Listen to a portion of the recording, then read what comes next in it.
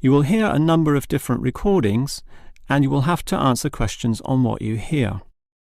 There will be time for you to read the instructions and questions, and you will have a chance to check your work. All the recordings will be played once only. The test is in 4 sections. At the end of the test, you will be given 10 minutes to transfer your answers to an answer sheet. Now turn to Section 1. Section 1. You will hear a young student, Andrew, ringing an employment agency inquiring about their services. First, you have some time to look at questions 1 to 7.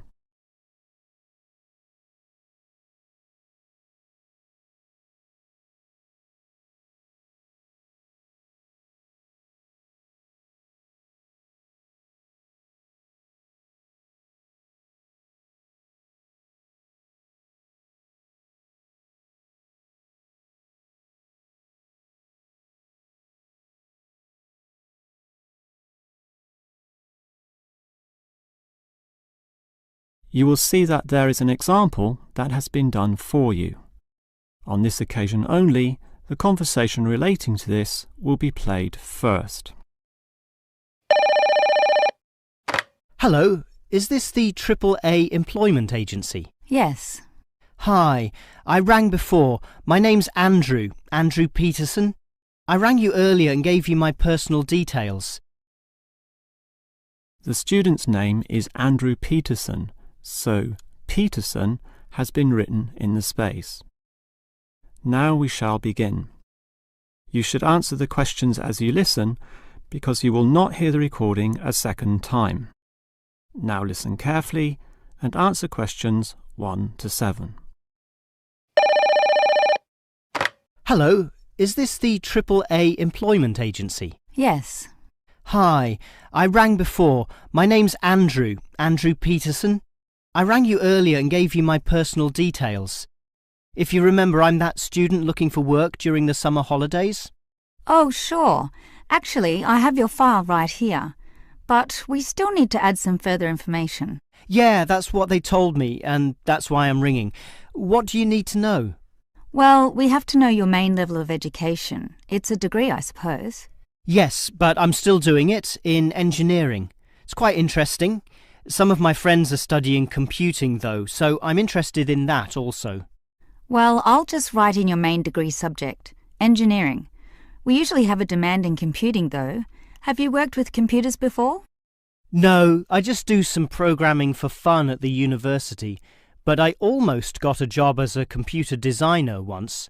Actually, the only job I've ever had was as a car salesman, believe it or not. Well, at least you've had experience dealing with customers. What about hobbies, though? Sometimes they can help develop useful skills. In my free time I don't do much, mostly study. I play chess occasionally at the university chess club. That's right next to the tennis courts, but I'm not interested in that. Chess helps develop analytical skills, so I'll put that down. Of course, it's your main skills that employers want to know about. What would you say they are? Well, I'm in my 3rd year now, studying electrical machines and generating systems, but I'd say electronics is my best skill, much better than, say, my machine skills, which aren't so good actually. OK, machine skills are in demand, but so too are electronic ones, so we might be able to find you a part-time job in that field. But what sort of money do you expect to get? Oh, anything really. I'd want the standard payment, let's say. What's normal? 1,000 a month? 1,500? I'll just put $1,200, OK? That's fine by me. When can you start? Say, within 2 days? Easily. Actually, less. In fact, just give me a ring and I'll be able to start immediately. Although I admit it'll take me a few days to get used to getting up early in the morning. OK, that's just about it. Unless you'd like to add anything else which may help with your application? Not really. I ride a motorbike, but that's unimportant. I'm friendly, but every applicant claims that, right? I can speak another language. Ah, that might be useful, depending on the language. Is it Chinese? A Chinese speaker would go down well. Spanish, I'm afraid. You see, I grew up with some friends who came from South America. OK, I'll write that down, but I don't think it will help that much, sorry to say. Before you hear the rest of the conversation, you have some time to look at questions 8 to 10.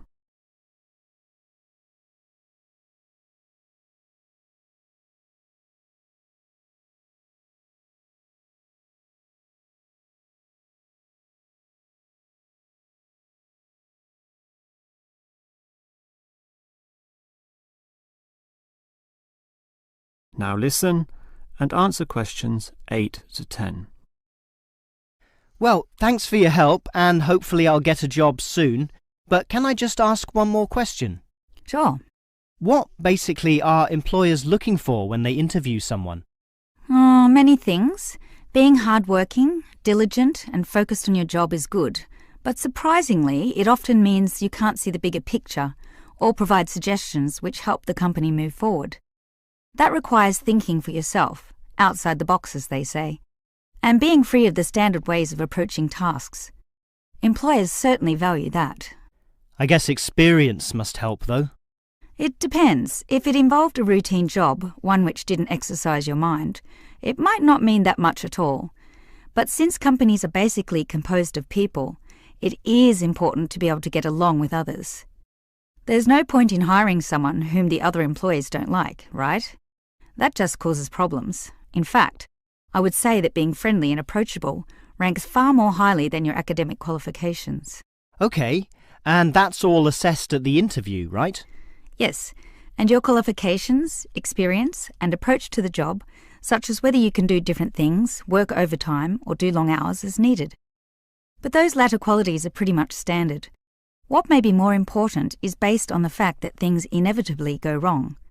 Mistakes are made and someone's got to fix them in a way that creates the least disturbance. People with demonstrated abilities to do this are certainly regarded highly. I see. That's very interesting. That is the end of section 1. You now have half a minute to check your answers.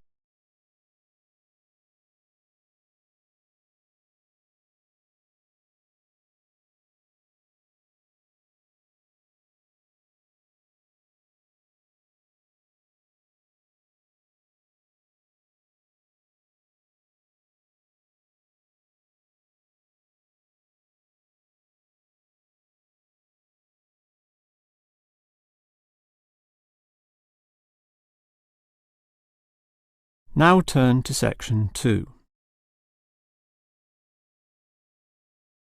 Section 2. You will hear the manager of a fitness centre giving information about the centre to some new customers. First, you have some time to look at questions 11 to 15.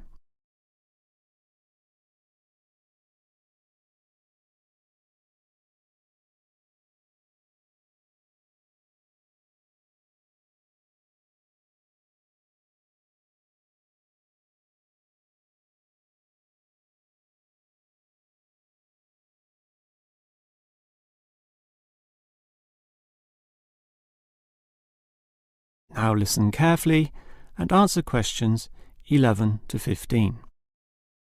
Hello everyone, and welcome to the Fit for Life Health Centre, a place which, as the name suggests, is not just for short-term solutions, but rather intends to put you on a sensible and achievable footing for the rest of your life. And that's how we're different. For example, we could immediately put you on a harsh exercise program, expecting you to work out every day, but such a plan would see you quickly lose interest. That's why the initial step is a 1.5 hour consultation in which your lifestyle, current situation, and long-term goals are all thoroughly analysed. Now, an important part of this consultation involves analysing what you eat. There's no point exercising here and losing weight, then putting it all back on later. You will need to show self-control and discipline in your diet, and we'll work on that. Similarly, we'll put you on an exercise regime suitable for your level of fitness. So that will involve a test where we will take you through some activities. Then measure your heart rate and blood pressure to determine how fit you are. This will be monitored during every subsequent consultation, along with your exercise schedule, and that occurs monthly and not half-yearly, as with many other centres. As to our actual exercise machines and programs, you will have to decide whether it is muscle mass, stamina, or general fitness that you want to develop. Think about which of these three you want to target, and we'll design a specific program for you. But remember, bulging muscles aren't necessarily suitable for everyone.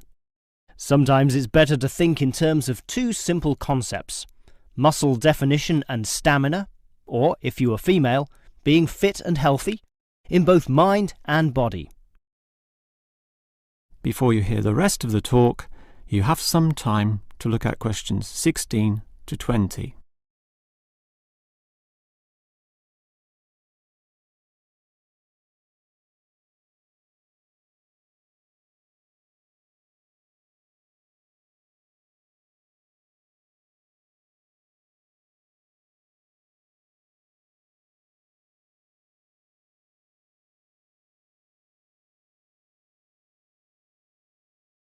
Now listen and answer questions 16 to 20. Now, if you're going to work out at this gym, you'll need to think about your reasons for exercising. So let's consider that in more detail. Muscle mass is certainly popular with the guys, probably seeking to impress the girls. And with muscles comes the confidence to do that, right? Well, for that, you'll need our high-stress weight units, where pumping iron is all the rage. Moving on to other benefits, one of the main ones is beating the tension of life, right? And the longer the exercise is, the greater the rewards in this respect. Thus, playing squash can certainly help, and so can swimming. But what's much better, as every jogger will tell you, is their activity. So we have ample jogging machines and they're always popular. They can provide good fitness too, as can the yoga classes. However, again, let's not forget playing squash, which I would say is the optimum way to improve your general well-being. Such an active, energetic game, plus the competitive element, drives you forward into high levels of health and fitness. These, of course, are the ultimate purposes of being here, but remember, the centre is full of like-minded people, all of whom are interesting to meet and valuable sources of information. The yoga classes have a pre- and post-meeting session, so you'll certainly meet others there, although they'll all be yoga enthusiasts, which limits the range somewhat. But whether doing yoga, swimming or exercising, everyone showers, right? So those facilities are where you'll hear all sorts of interesting conversations and really get to know people. Not like the front desk area, which is mostly empty as patrons go immediately inside to do their exercise.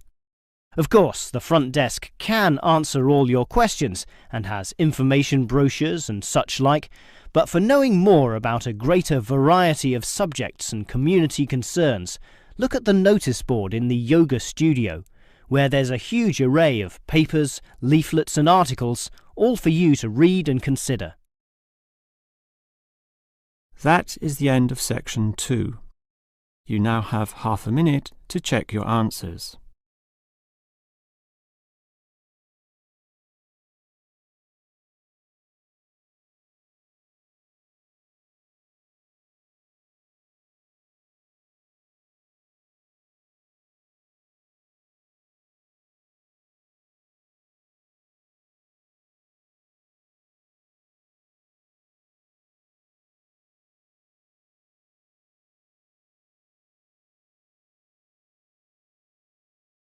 Now turn to section 3.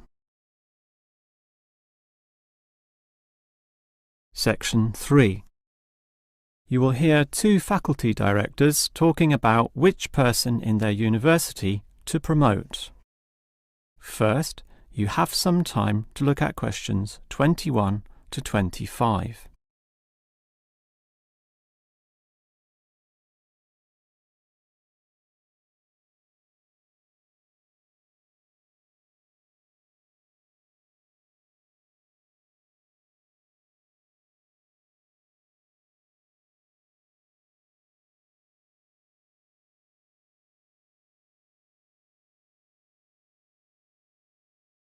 Now listen carefully and answer questions 21 to 25. OK, we've got to decide who to promote to leading education officer. Someone from the arts faculty, I suppose. Well, it can be from any faculty, since the position requires more general skills. Handling personnel, settling disputes and motivating them to focus on the task. It was the last position which involved computer knowledge, not this one. Surely computer knowledge would help. So too would knowledge in the arts. Sure, it would help, but the key criterion is being able to direct the staff appropriately. So it doesn't matter then from which faculty we select our candidates? Not really, but I've already looked at those from computing and rejected them all. Why? They're all too new, lacking in sufficient experience, whereas these ones from the business faculty are long-timers, so we'll take someone from there. I suppose you're right. The arts faculty doesn't present much in the way of suitable candidates either.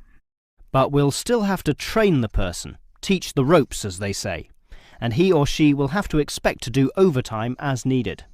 Of course, it can get so busy that if we were open on the weekend, they'd have to work then as well. Just as well we're a Monday to Friday university, right? Right. But are you sure these people will actually want the job? The salary isn't such an improvement on their current ones. I know, but there are benefits. You get overtime rates, a nice place to put your car, as well as additional petrol money if you drive for company purposes, which they'll probably be required to do. But those benefits are quite limited, especially given all the work and responsibility involved. People often don't like that. They prefer the creative freedom of less senior teaching positions. Yeah, I know. But these candidates should realise that if they do this job well, there'll be more promotions down the line. You know how everyone likes having their own office, right? Sure. Well, that would come after a few years, if they're prepared to work hard and grow with the university. Yes, that should attract these people. Before you hear the rest of the conversation, you have some time to look at questions 26 to 30.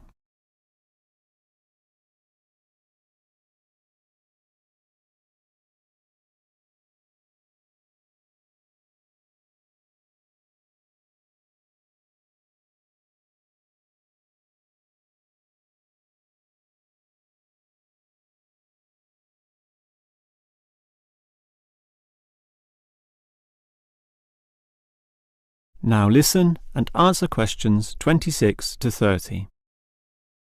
Well, that's enough talk about the job. What about the actual candidates? How many do we have? I've narrowed it down to 4. Just using their first names, that's Stephen, Abdul, Lek and Oscar. As you said, there's quite a bit of experience between them, about 34 years in all. What's the exact breakdown of figures? Abdul and Stephen both have 7 years. Lek has 1 more, and Oscar is the most experienced at 12. But who's the most qualified? Stephen and Abdul have an MBA.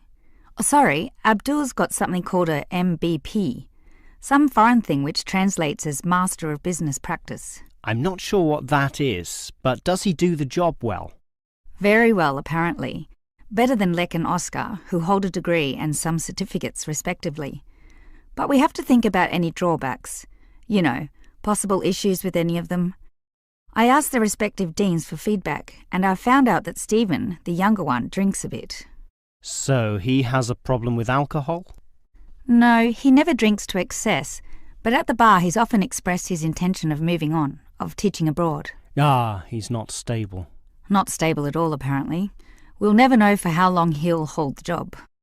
We need stable personnel, and people without family problems or sick relatives like the last guy we promoted. What about Abdul, then? Will he do?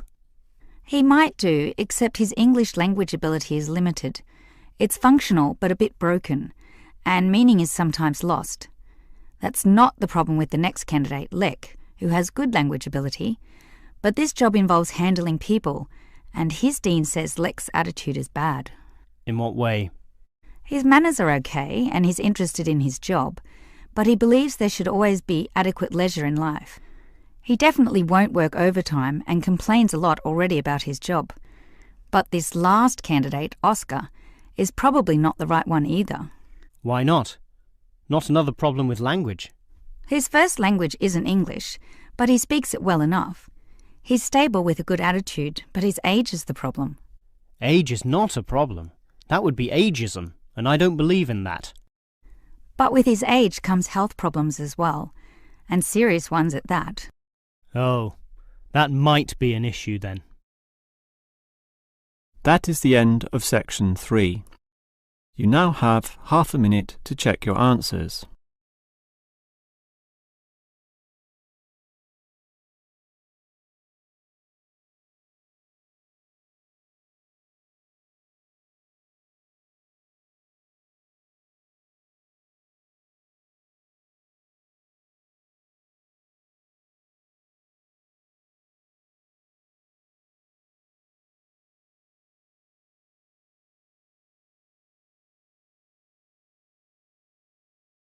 Now turn to section 4.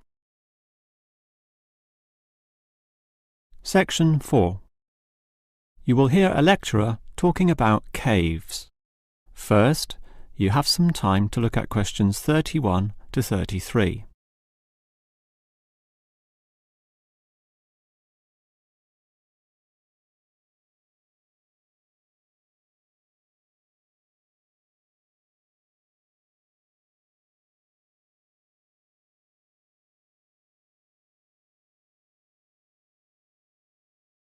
Now listen carefully and answer questions 31 to 33. If there is one natural feature which has long fascinated man, it is caves, those natural underground spaces into which people can enter. No known cave in the world can exist without it being extensively explored. Whether it be in remote areas, such as the Clearwater Cave in Borneo, or immensely long and difficult, such as Mammoth Cave in America.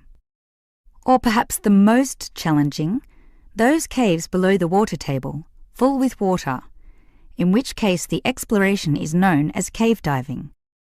Whatever the case, if the caves are known, as complex and difficult as they usually are, they will be explored. The formal name for the study of caves is speleology, and involves many disciplines such as chemistry, geology, biology, and cartography, or the science of making accurate maps, since the largest caves can be hundreds of kilometres long and highly complicated. If the exploration is just for fun, the activity is known as caving. But with the difficulties and dangers involved, the average caver is often involved with one of these speleological sciences. As for the number of caves in the world, research suggests that only a fraction have been found and documented, mostly in the areas in which caving has long been a popular activity, such as in America, France, or Australia. China, for example, has huge areas of limestone bedrock, prime material for cave formation, and logically must contain among the largest number of caves in the world. Yet only few are documented due to the lack of interest in caving there. Thus, as exploration continues, new caves will be discovered, and it is likely that the numbers could radically change in the future. Before you hear the rest of the lecture, you have some time to look at questions 34 to 40.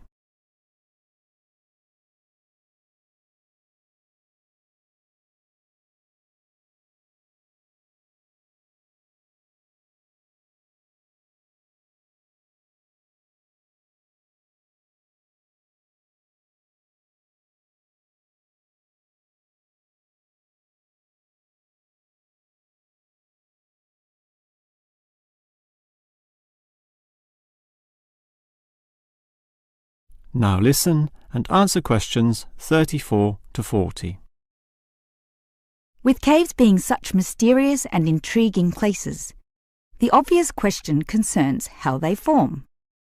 The most common cause is the effect of slightly acidic water in a process called dissolution. Here, water seeps into the ground and down through rock masses. If this rock is soluble, the water dissolves some of it, and over time, the passage expands to become a cave or cave system.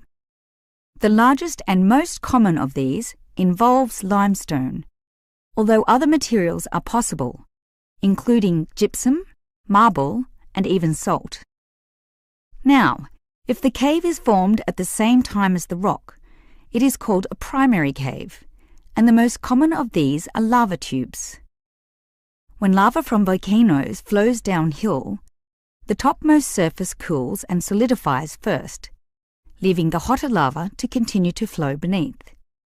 If most of this eventually flows out, a hollow tube is left. The country, Iceland, has some excellent caves of this type, and even far-flung Australia has a few. Finally, there are sea caves, formed from waves pounding into coastal cliffs and eroding into fault lines or softer rock. These caves are usually the shortest, about 50 metres at most, since the erosive action of the waves can only reach a certain distance.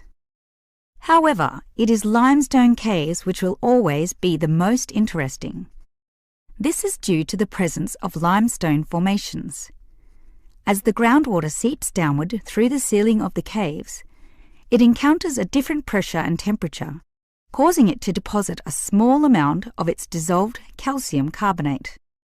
Over time, through the action of millions of drops, this deposition process results in ever-growing masses, known as stalactites, if hanging from the ceiling, or stalagmites, if growing from the floor. Alternatively, the water may flow over a large surface of rock, forming flowstone, and with other sorts of processes, can result in beautiful milky white formations of astonishing complexity. One of the best examples of this, as well as of what surprising discoveries may yet await, is the Lechu Gila Cave in New Mexico. In the 1950s, some cavers heard the sound of wind underneath some large boulders on the cave floor, a clear sign of a deeper passageway. It took until 1984 for a group of cavers to gain permission to start digging, and 2 years later, in 1986, they broke through into a walkable passageway, unlocking one of the longest cave systems in the world, the deepest in America, and some of the most beautiful formations ever found.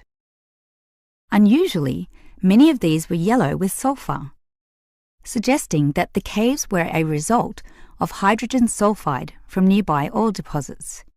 This was forced through fracture lines, combining with existing groundwater to form sulfuric acid, dissolving the limestone from the bottom up instead of the normal top-down seepage, which characterizes most limestone cave formations.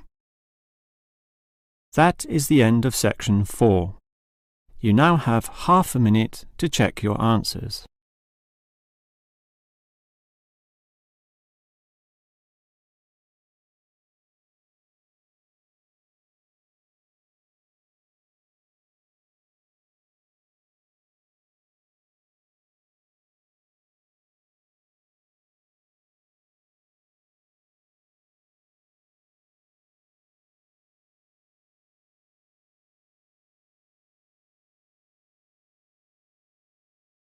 That is the end of the listening test.